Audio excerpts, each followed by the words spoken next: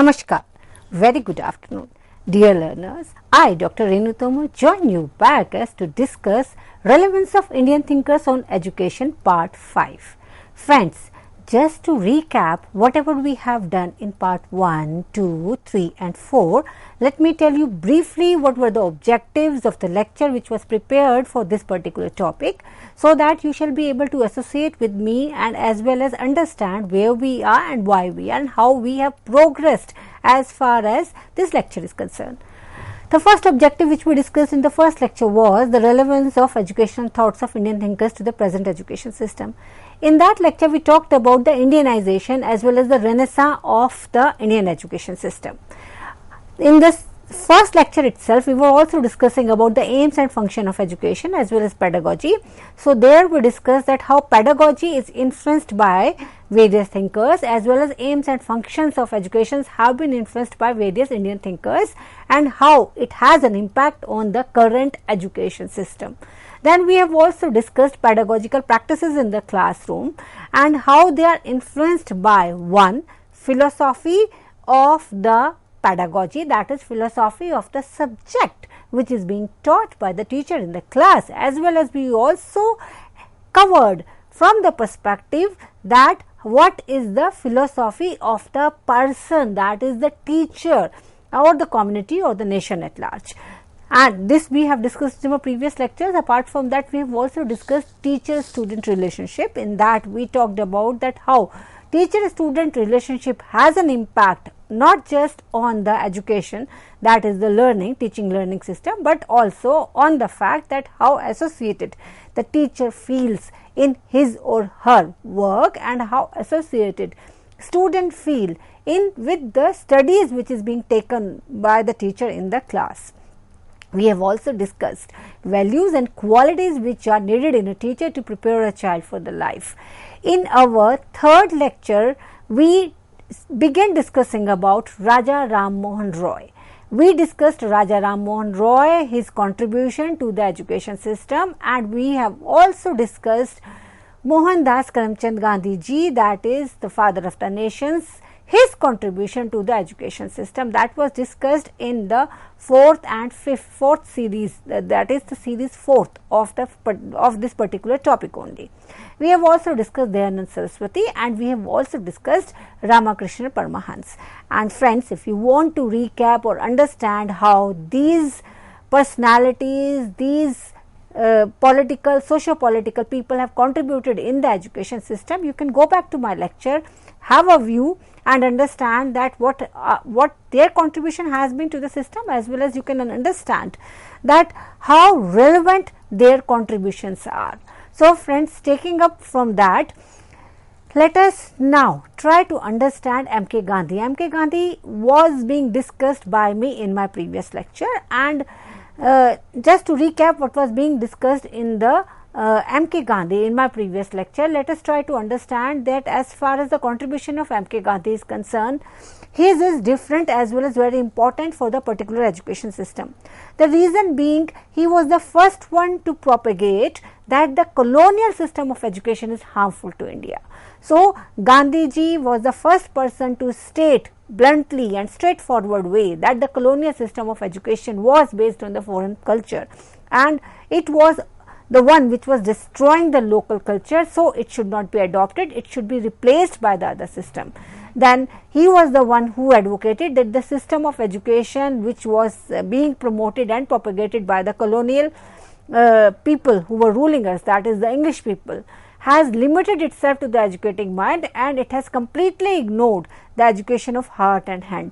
Friends, as we discussed in our previous lecture also, Gandhiji was not concerned about 3 R's. Rather, he was concerned about education of heart and hand. And he also stated that right education is not possible through the foreign language. This is also a very important point from the perspective that we have to understand that as far as the education is concerned, that can be easily taught in the mother tongue of the child, because mother tongue is the language in which each one of us, it is not just the student, it is a teacher also, each one of us feels comfortable as well as associated. It is the language which comes not from mind but from heart. So, his philosophy of education is harmonious blending of idealism, naturalism, pragmatism. We have discussed that why Gandhiji was considered as an idealist and what made him a naturalist and pragmatist in his approach to education. As far as the main aim of education is concerned, he understood the development of human personality. From here on, you can understand that the development of human personality means that he is close to naturalist as well as the pragmatist. Then he was concerned about heart and spirit, so that makes him a naturalist, and in fact he believed that the nature and nurture should be brought together as to educate the child, and he believed that true education is a life process which helps in cultivating the spirit of cooperation, tolerance, public spirit and a sense of responsibility. That makes him an idealist. So all these qualities are considered as the disciplines for the development of human personality. As far as Mohandas Karamchand Gandhiji is concerned, he believed that the disciplines which create the harmonious balance between the individual and social aim of education should be taught, and his principle of learning by doing, particularly in the basic education, is something which he advocated and which has been believed to bring the changes in the education system as well as in the understanding of the child as well. So that is something which tries to stimulate the individual's mind to think creatively, independently and as well as critically. These are the three aspects as far as the human behavior or human mind is concerned. That is critical thinking, creative thinking as well as being able to think independently. So Mohandas Karamchand Gandhiji believed that the education should be imparted through productive craft and industry. And in fact, he believed that industry should be such that the child is able to achieve the gainful work experience through practical work. He believed that education should be made self-supporting through some productive work, and education should lead to economic independence as well as self-reliance for livelihood. In the activity-centered curriculum, he included mother tongue, basic craft, arithmetic, sociology, general science, arts, music and other such subjects. He further advocated the curriculum for boys and girls from classes 1st to 5 should be same. In fact, he also promoted co-ed education. He understood that later on, after the primary education, the junior education is over, then of course the children can go for the diversification, and when it comes to diversification, the girls may be diverted towards the home science, whether boys should be diverted towards working with their hand.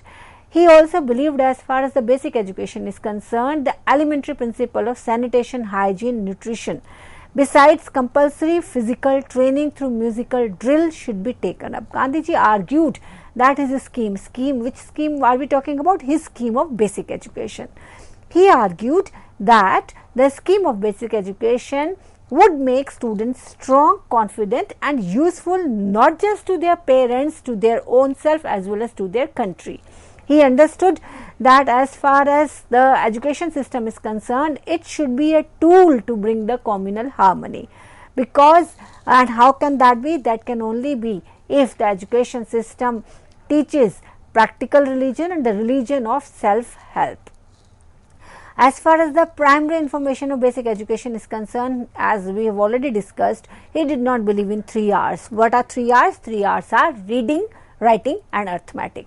He believed in education for head, heart and hand, and he maintained that education is essential for the attainment of goal of peace, and it can only be obtained through morality and ethics. So all these aspects make Gandhiji an idealist. Now let us try to understand that how is it different as far as the teaching is concerned. As far as Gandhiji is concerned, we understand that he disapproved rote memory, and in fact he was in the favor of learning by doing.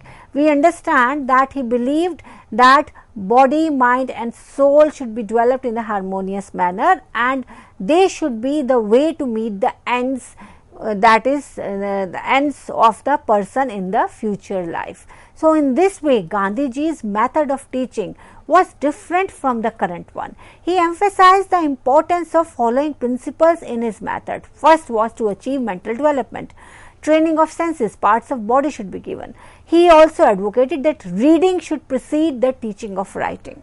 In fact, he believed that the writing can be developed later on, but first of all the student should be able to read well. And he was also emphasizing on the writing means the calligraphy. He believed that the student should be able to write beautifully, and that always have an added advantage to a person. He also believed that the opportunity should be given for learning by doing, and encouragement should be given to learning by experience, as well as correlation should be established in the teaching method and learning experiences. Now let us try to understand that why Gandhiji proposed introduction of productive handicrafts in the school system. In fact, he wanted the school system and the classroom to become independent. Independent means financially independent. They should become self-supporting, so far that they wouldn't be even relying on the funds of the state as well as center. What was the reason for that? One, he believed that if that is possible, then the school system will be independent of the political interference from the center as well as state. Secondly, he believed that if the schools are self-supportive, that is they are working and thinking in the direction of becoming self-supportive, then naturally they would be teaching the students to do something and become financially independent in the future also. So the schools need to be, one, financially independent, and why is it that so? So that they can be more politically independent. Now when we talk about the teaching methods which were advocated by Mohandas Karamchand Gandhi, one was imitation. What do we understand by imitation? Imitation simply means that whatever is being done by one person, that has to be imitated. Just to take an example, if you want to learn some craft, what will you do? You will simply imitate. If you will imitate, you will learn that particular art, and after you have learned, then only it will become a skill after you have added your own style. Similarly, he also believed that the activity should be the base of education. What does activity being the base of education means?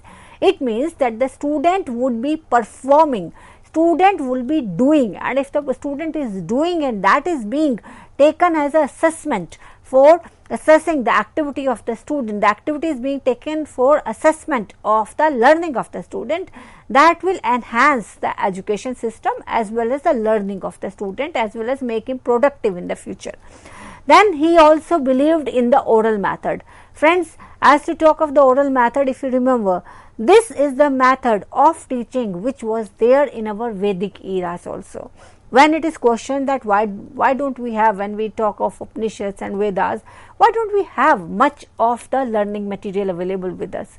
Why don't we have much of scriptures? The reason was that at that point also the oral learning, oral teaching method was advocated. How was it relevant? It was relevant because when the student is listening more, then he can understand more. And when the student is blindly writing or doing something, the student will not be able to understand as well as critically analyze the information which he is encompassing. So whenever we are listening, we are also thinking simultaneously. Friends, presently you are listening to me. When you are listening to me, you must be also critically analyzing what you are listening from my side, and you would also be correlating with your own experiences, knowledge or information which you have. Because of that, you will be able to understand me or reject me, but that would be the learning on your part. So oral method is a great method, and which was advocated by Mohandas Karamchand Gandhi also. Now let us talk about correlation. Gandhiji said that every education should be correlated in a way that the craft should be correlated with the music as well as the other subjects, made be the language or the literature, so that the science, arts don't remain separated. Another method which was advocated by Mohandas Karamchand Gandhi was listening, thinking and practice. That means listen, think and then practice. This is something which I have been telling you just now, that when you listen, you think, and if you think, if you accept, you practice, and when you practice with your heart, you learn more. And if you practice simply because you are asked to practice, then naturally you will learn less. So he believed that listening should be the base of education, then thinking should be the education criteria. If the child is able to think, critically think, creatively think, as well as think abstract manner, then we can say that the education system is successful. We have been able to achieve the aims, and if he is able to practice that, then naturally the child would be able to earn more. He would be able to do something. He will become financially independent, and this is the basic aim of any education system, that is to make the child, when he grows up into an adult, to be financially independent. He or she should be able to earn on his own or on her own. I, Dr. Renu Tomar, is signing off with a promise to join you back again in the next part of the series of Relevance of Indian Thinkers in Indian Education System. Namaskar, Jai Hind, and very good afternoon, and take care of yourself and take care of your owns. Namaskar.